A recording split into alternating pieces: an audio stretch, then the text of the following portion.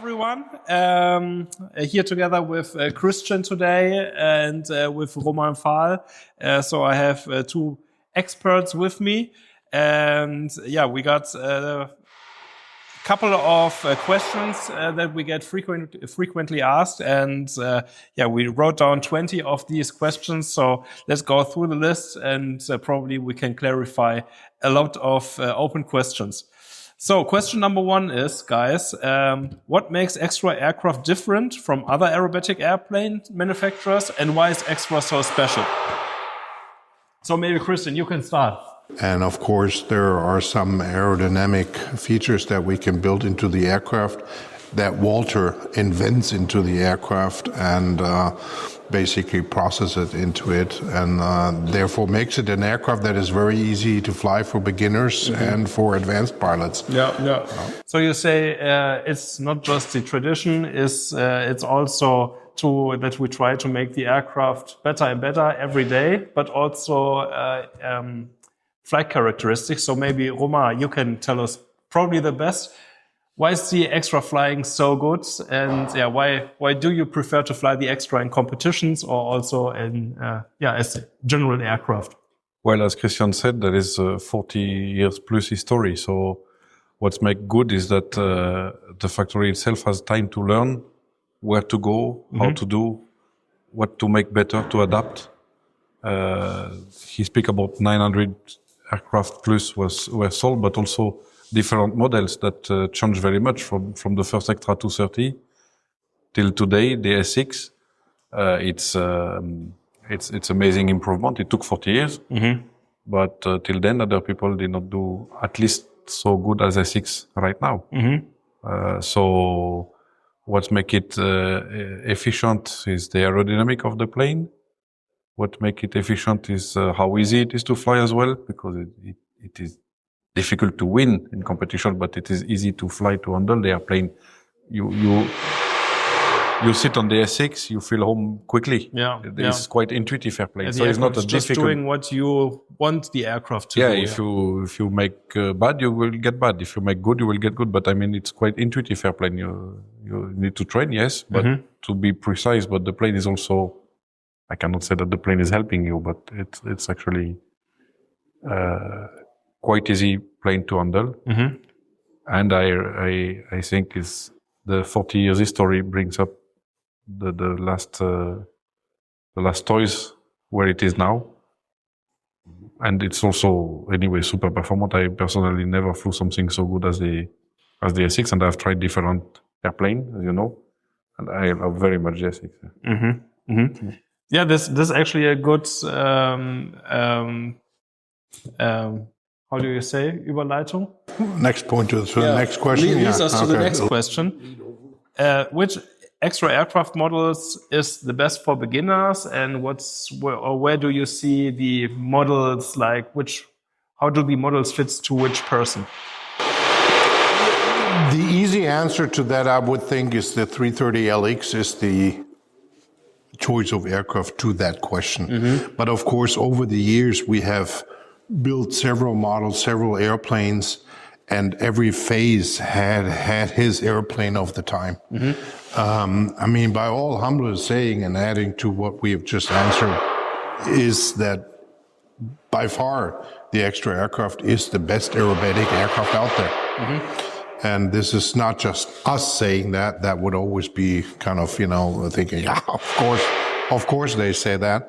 But this is said by many, many pilots out there that operate an Extra, that fly an Extra, that own an Extra, that don't give up an Extra. I mean, we have built close to 100 NGs right now. And there are very, very few on the market, because once somebody decides for such an aircraft, realizes this aircraft, lives this with aircraft, he sees what wonderful product it is, and he'll not give this up if he doesn't have to. That's what we experience, and of course that speaks for that aircraft. And raising the bar always making it better, and looking at the aircrafts that are out there in competition. Just look at competitions, how many others are there. Over the years, this got bigger, but it got bigger because we got better and better. Yeah, and you also see it at the competition results. I mean, a lot of pilots trust our brand, and of course, a lot of pilots also win the competitions in our brand. Yeah. So maybe Romain, if we talk about different models for competition flying, I think you would take the SX. I think this is for guys like you who are totally focused on competition. That's the choice, isn't it? It is, but there is also, as Christian said, different type of client. So what the best plane is depending on what the guy wants. Yes. That is, if you're competition mode, and there is not only the SX, as he said, is the LX is maybe more for competition. The NG is maybe more for pleasure or, how you call it,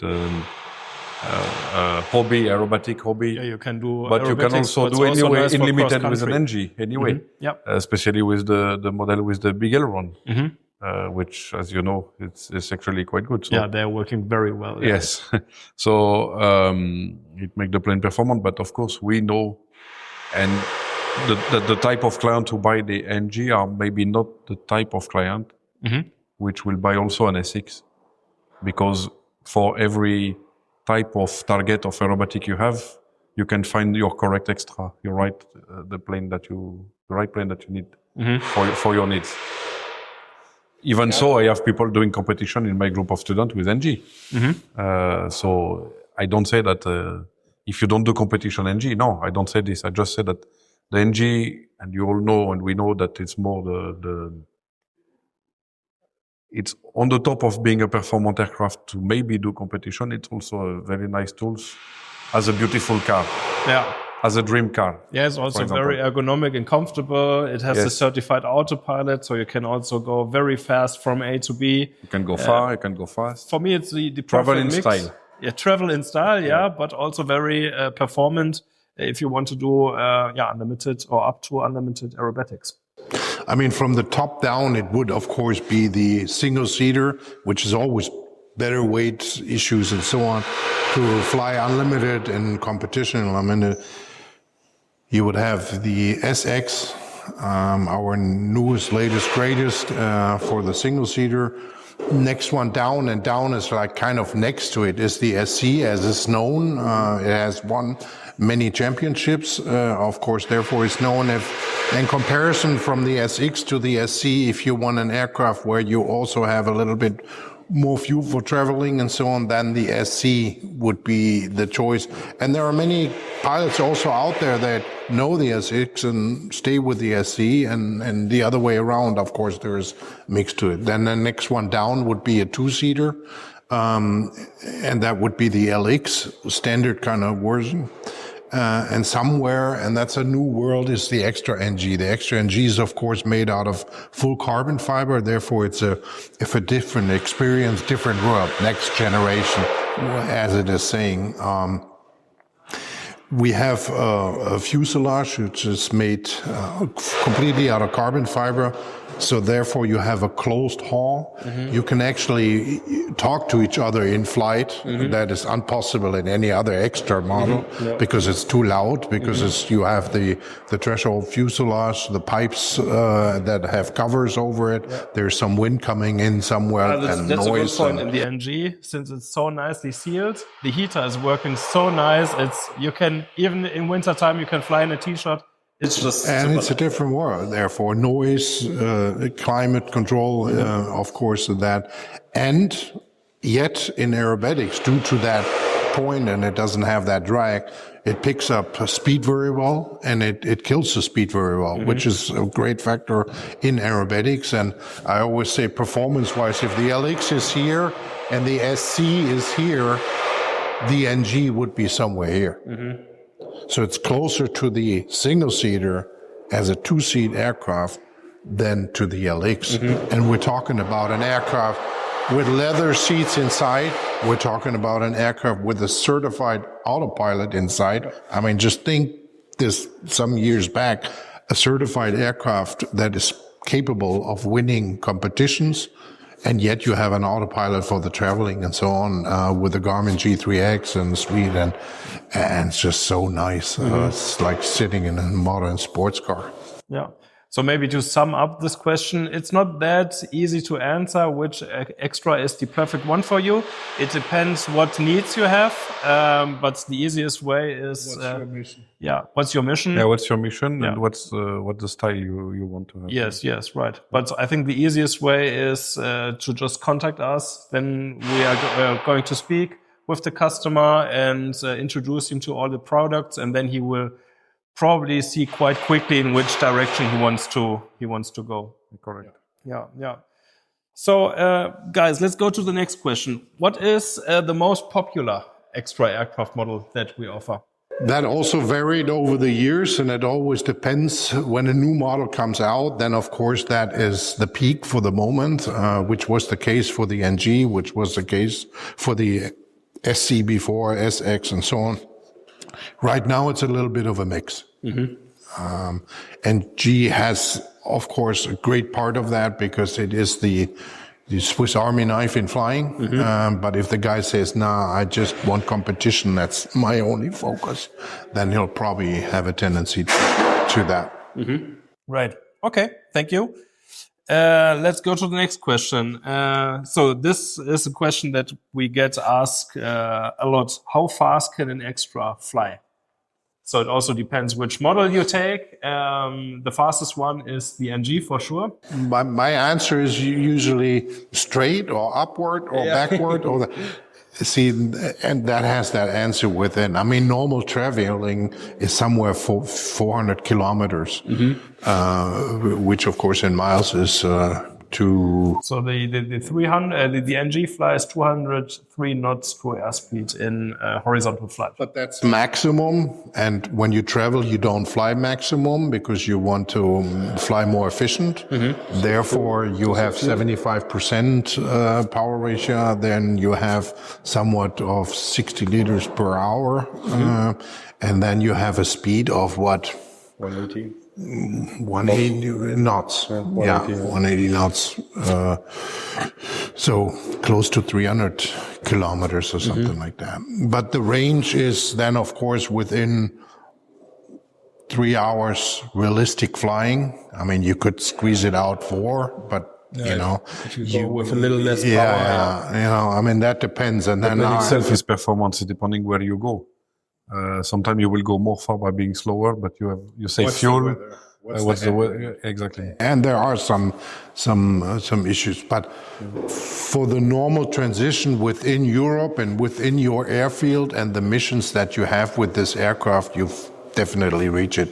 That's what's important. Okay, this is also a very interesting question, and I think this is quite fascinating, especially for people who are not that much into aerobatics. Romain, how many G-forces can the extra handle? So it's a +10, -10 Gs airplane. Yeah.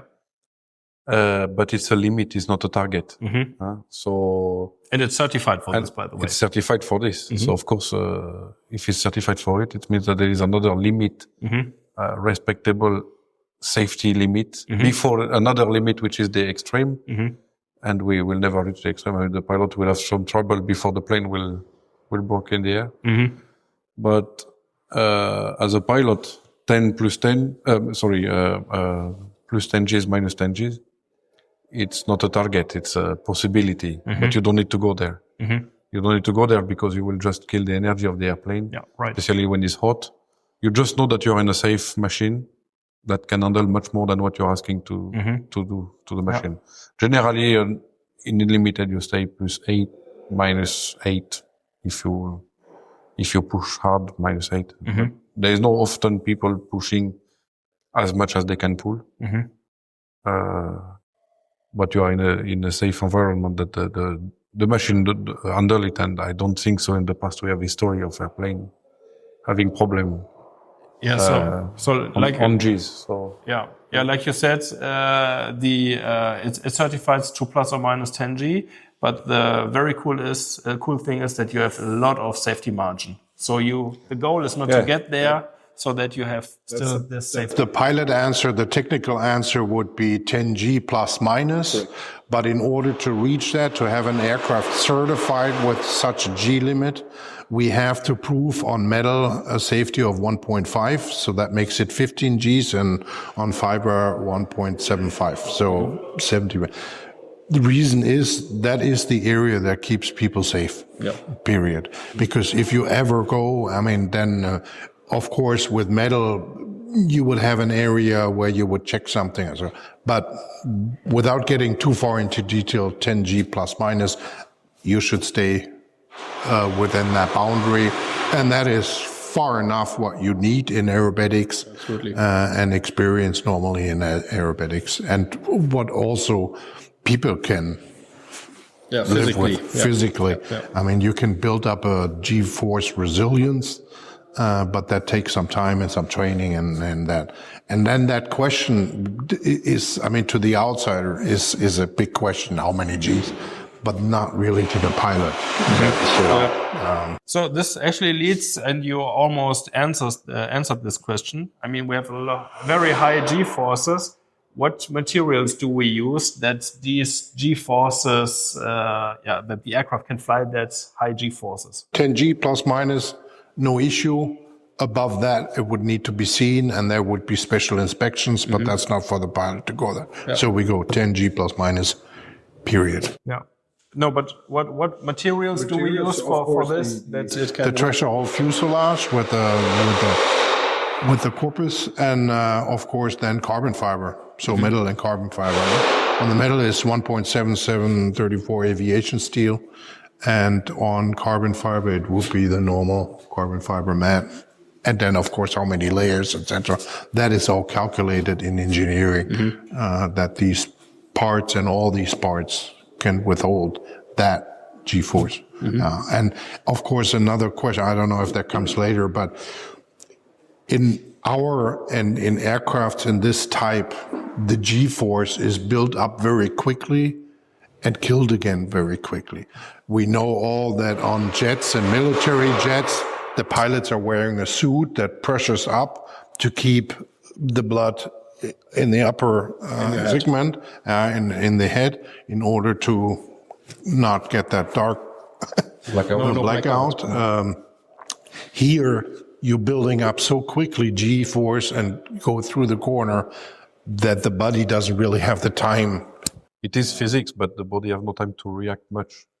But that is why we can have these high G-forces without a suit, because you pull much faster through.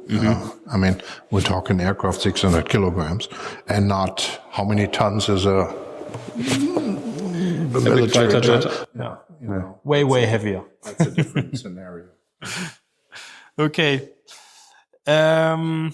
Let's go to the next question. Who typically buys an extra? Is it flight schools, private pilots? Maybe Romain, you can explain who is like our typical customer. A bit of everyone, as you said. Somebody need a plane for school, so they will go for two-seater. Somebody need to compete, so they will buy a plane, or they will share a plane with a group of friends. In my case, I have my plane, but I'm like a competitor, so I was needing an S6, or I wanted to have an S6. Could have been an SC. It was 2 SC before, so there is a little bit of everybody. That's why there is about 100 NG, about over 100 LX, over 100 SCs. And now we are already at 15 or 16 S6 already. And it's amazing because it was certified 1.5 years ago, 2 years ago now. So it's already quite a lot of this new model. So a little bit of everyone. There's not a typical customer. You have the flight schools, you have private pilots, you have aerobatic teams. Yes, you have a formation flight, military. It's a mix of a bit of everybody. Everyone can fly it. Cool. And again, it comes down to the point where we had earlier. What's your mission? What's your mission?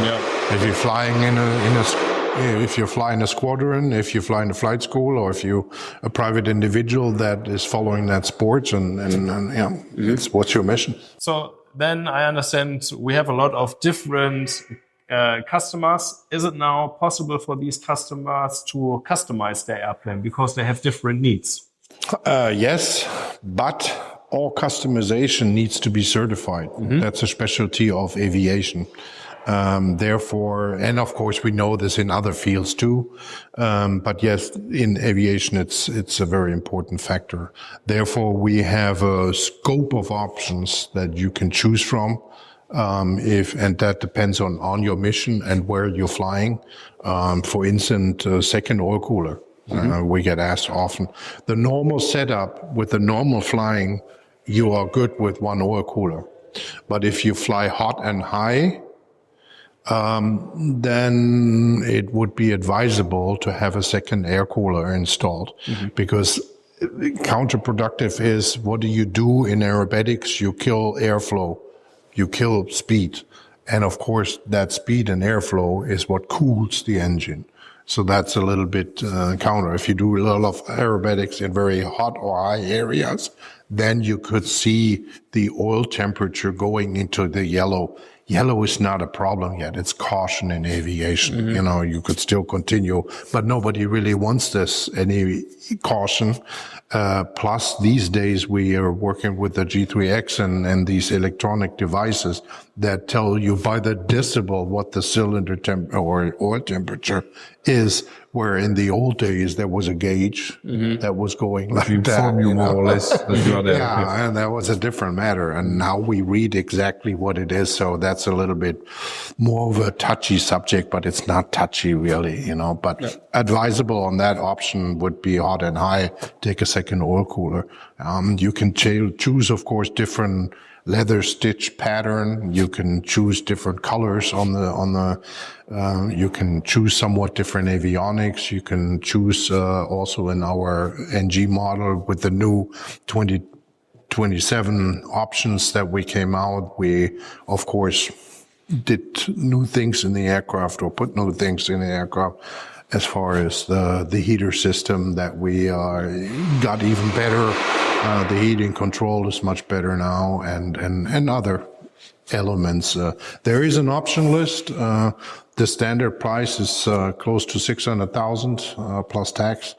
You can add some options, but then you're there. Yeah, so a lot of options that you can choose actually to customize the aircraft however you want it, starting from the outside appearance, from paint to the smallest details. Design details is so up to autopilot, up to second customized. It's exterior, of course, too. I mean, the normal setup is where we sell the aircraft with a standard paint scheme, which is 2-color. You can choose a 3-color or 4-color paint scheme that we offer you. If you take that option, fine. You select the colors.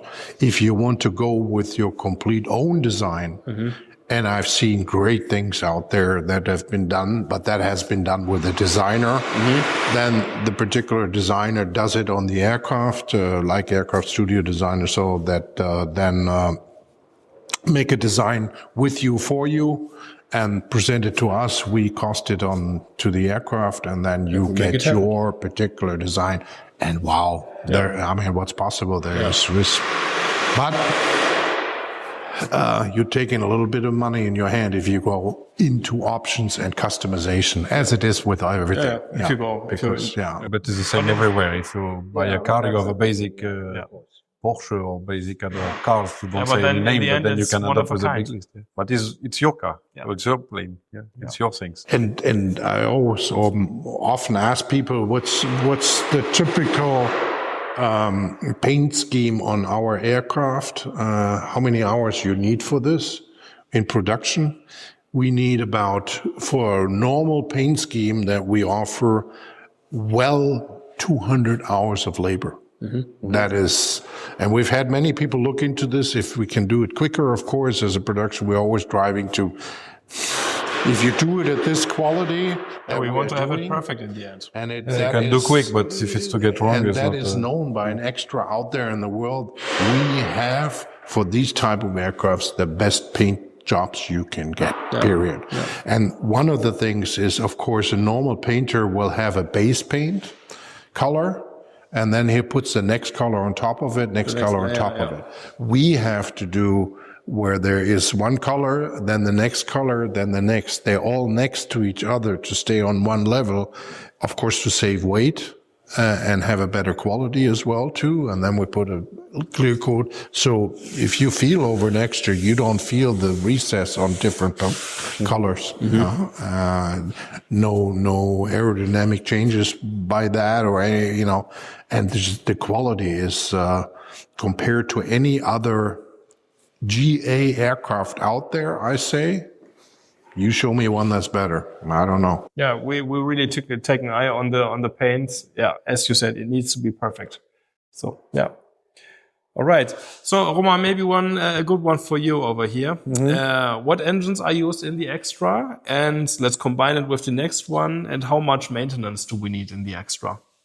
So what engine we have? Lycoming. Mm-hmm. What about the maintenance? Maintenance, you have to do a maintenance every 25 hours. So, which is a lighter one. Then you have the 50 hour, a little bit heavier. Mm-hmm. Then you fly 75 hours, you do another 25. And then you have your 100 hour, which we also call 100 hour annual. Mm-hmm. It means that if you fly 22 hours per year, you will do anyway 100 hour annual inspection. Yeah. So you have to understand that when you buy an airplane, it's good, you have it to the hangar, but you need to insure it, to park it somewhere, but also to maintain it. And this has a cost. And it's depending, the cost will depend also how much you fly and how you fly. Mm-hmm. Every 25 hours, there's an inspection, just like you're saying. And if we, most our customers fly 30, 40 hours per year. Mm-hmm. You have to do a 100-hour inspection every year on an aircraft for safety. Mm-hmm. So if you go on a calculation 100 hour per year, basically, I usually say, and depends on where you're flying, but if you take 12 to 15,000 euros for all of that, then you have basically all your costs that you will need in the future on the aircraft. Because after certain hours, you need to have an overhaul on the engine or the propeller or this or whatever it comes in the future. If you put that aside, then you're good for all times. Mm-hmm. So at the beginning, the 100-hour inspection is maybe 2,000-3,000 euros. Then later it gets a little bit more because things wear up more and tear and you need to replace, just like on cars. Or you have also the calendar things, which I'll tell you, I maybe did not fly much, but you reach this time. So you have to invest on this new part or check your propeller, which is not every year. So you need to understand what is the whole process. But we have not a different process than any other plane. Mm-hmm. You can have a Cessna and it will be the same. No, actually straightforward, because we have to make sure that all the things that we install withhold the G-force and the forces and so on. Therefore, it's not a complicated aircraft. Pretty straightforward, and it can be maintained anywhere in the world. There are stations out there that know extra, that can work on extra. The engine that we're using is a US Lycoming engine that we get from the US. It's a Lycoming 580. It's a particular engine that has installations, of course, that makes aerobatics possible. As we all know, the oil pan is at the bottom. Oil gets sucked from the bottom. If you turn the other way around, you need to have also oil supply, and then it's picked up at a different point. There are some different installations that make that possible and let that aircraft fly in all maneuvers, or the engine operate correctly in all maneuvers. This would maybe also make a very good video, by the way, to explain the oil system of the engine. Yeah. So we should write this on our list for the next videos. Guys, let's go to the next questions. Are extras used as competitions, for example, air races or any other aerobatic competitions? We have an expert for this over here, Romain. So of course the extra born because of Walter, that was doing competition. and it was made for aerobatic competition, as we spoke previously on another video about 𝐶IVA rules, to follow what 𝐶IVA is doing to do European World Championship or your national or local competition following this rule book. Of course, then there is some other events that were put together later on. I'm talking about in the 80s already, end of 80s, 90s, which is called freestyle aerobatic. So, which is maybe not so, there is a rule book, but it's not so organized. You do it freestyle. So it means what it means, that music, smoke on. Who makes the best show wins. It's a choreography, and this who makes the best show wins, yeah. So you have some rules to follow, yes. Again with 𝐶IVA, yeah. But it's another kind, it's actually separated. Before it was together, the result of the freestyle was put together with your overall place. Now it is separated, so you can win another medal just for freestyle. Air race, it was some air race, even some famous, where extra was, at least at the beginning, but Christian can speak more about this. I was not here yet when the plane were involved in air race, so he will tell more later. But generally, yes, basic, they are made for aerobatic competition or pleasure aerobatic, and then freestyle and some air race, yes, some different air race. So there is also some competition which were made. Even someone which has a name of a famous watch name sponsor, which organized a world tour of freestyle competition. This was very nice. It was up to 2000, let's say, on the 90s, from 90 to 2000 approximately. It's unfortunately not done anymore. But this topic was only for freestyle. And there were people which were coming from competition, but maybe they don't like it too much. But anyway, they were selected out of this classic competition to participate on freestyle. A race is something else. It's there were some local air race, more like a show. There were some air race which was seriously made, and people know it. The public know about it. But this I let Christian speak. You said it in the part as there is a show part and there is a sports part. Yeah.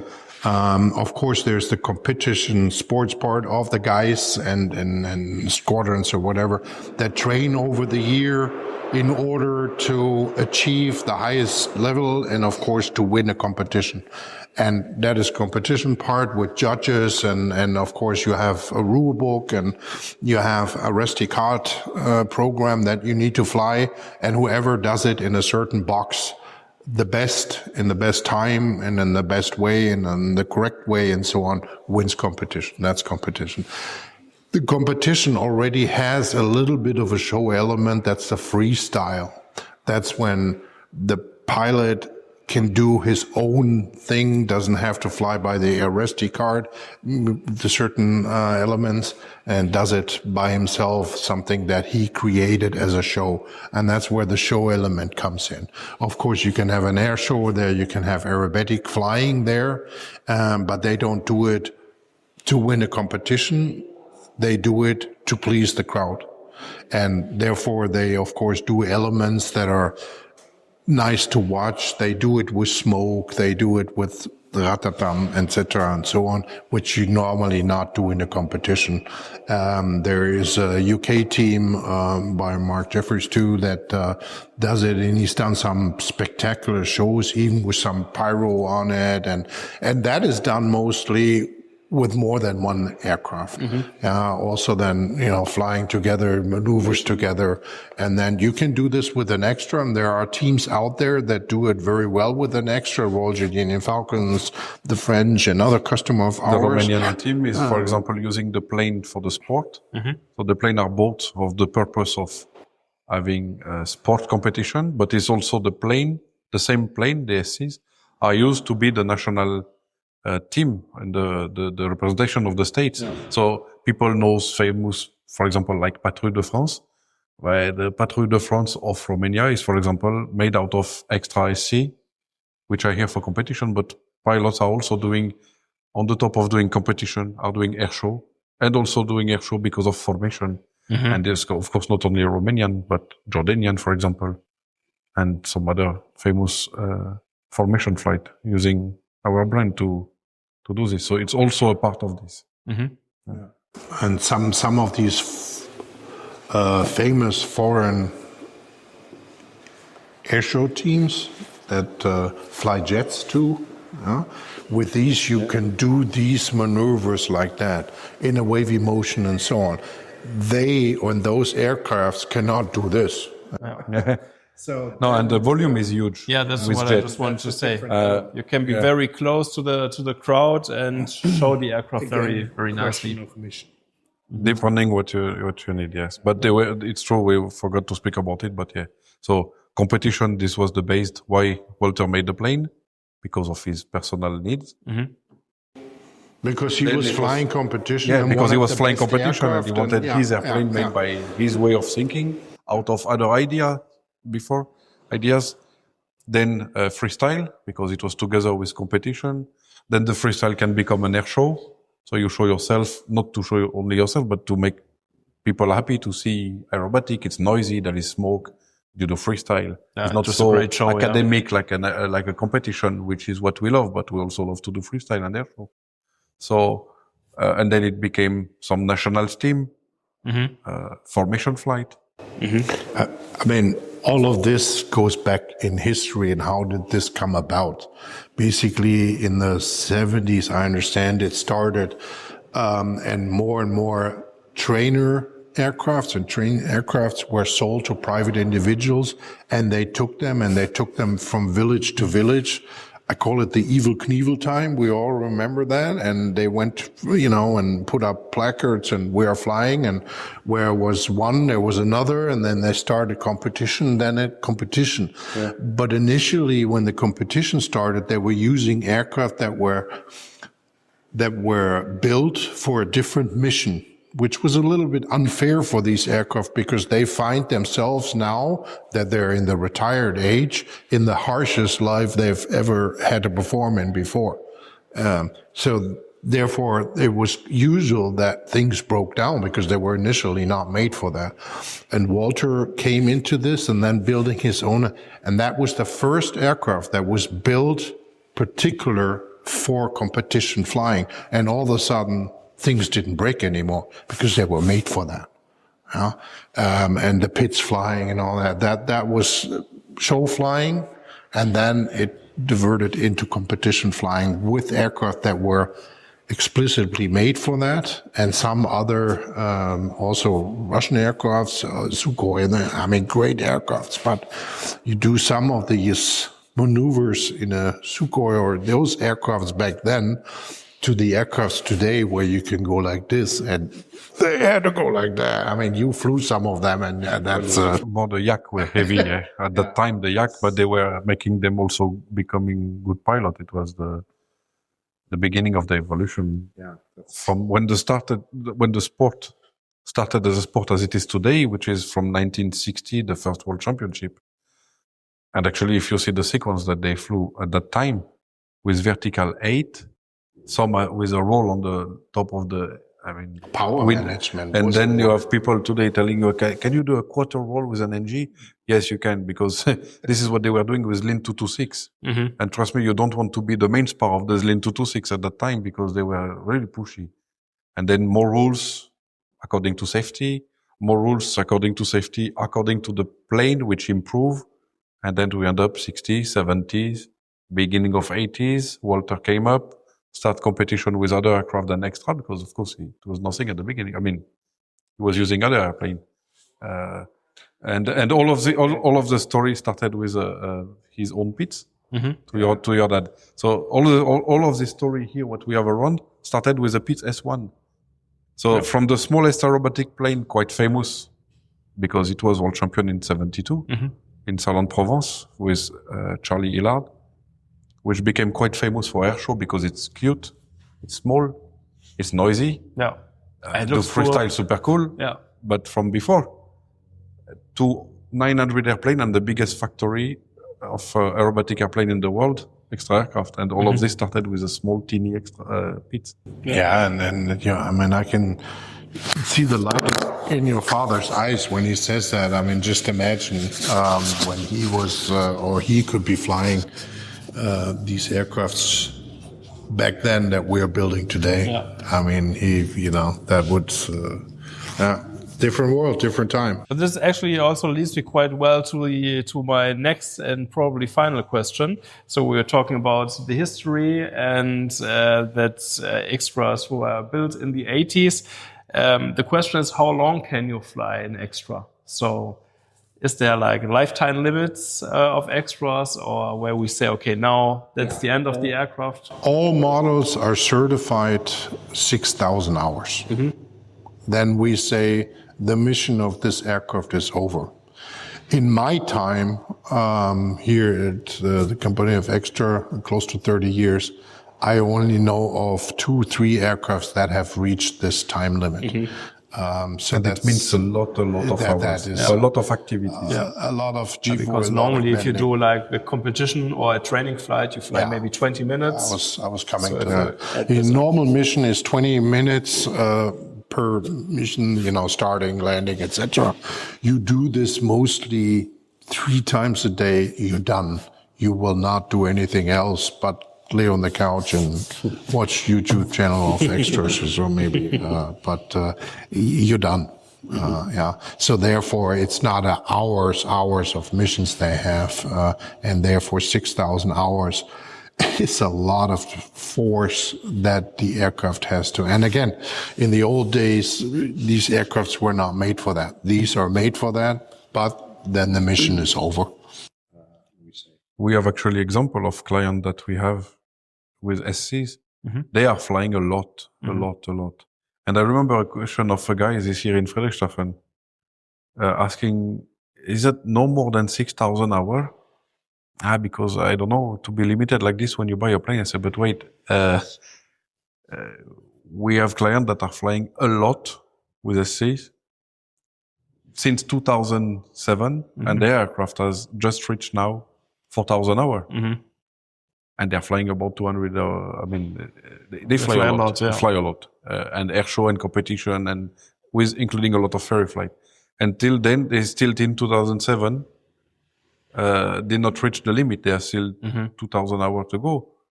So when the private guy is asking this, okay, you have a limit, but you will never reach it. Even especially as a private, I'm talking about the group I'm talking about, they are, I don't know how much they are now, 5 people for 2 airplanes.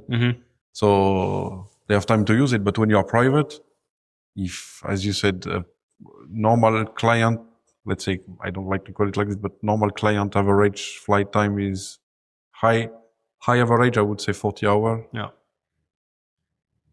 So now do the My math. plane is doing about 100 hours per year, but it's for different reasons. But still, it's already a lot.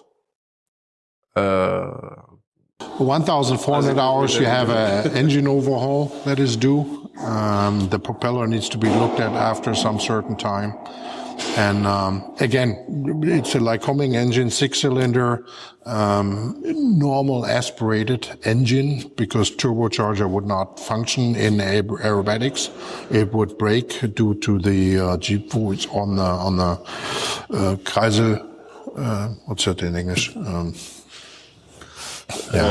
Forces, the forces that, the spin forces that do. I often get asked about the electric extra that we had built. That was, the history was that Siemens came to us and they had a great engine, electric motor, that they would want to install this in an aircraft. And then they were looking for an aircraft that could hold the forces that aircraft or that engine could develop.